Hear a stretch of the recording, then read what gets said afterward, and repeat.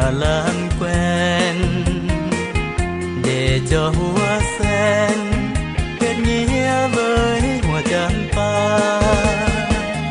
Anh đang tìm người yêu, gặp nhiều khó khăn, giờ em không thích người thủ đô Viêng Chăn. Anh không xứng đáng làm người yêu em.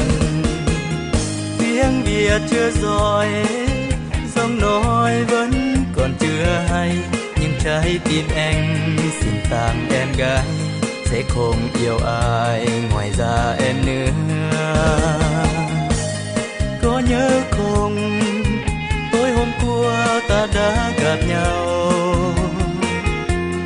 Đừng quên nhé, tối hôm sau gặp nhau lần nữa. Đừng từ chối dù rằng trời nắng trời mưa. Một lần nữa em ta sẽ lại gặp nhau.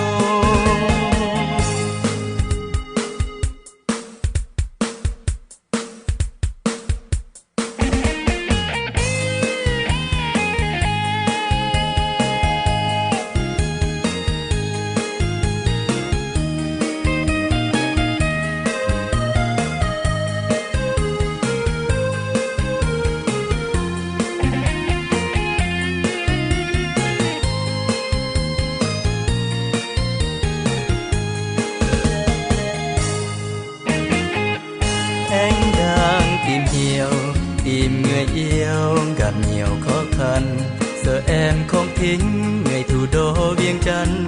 Anh không xứng đáng làm người yêu em. Tiếng Việt chưa giỏi, giọng nói vẫn còn chưa hay, nhưng trái tim anh xin tặng em gái, sẽ không yêu ai ngoài ra em nữa. Có nhớ không, tối hôm qua ta đã gặp nhau. Đừng quên nhé, tối hôm sau gặp nhau lần nữa. Đừng từ chối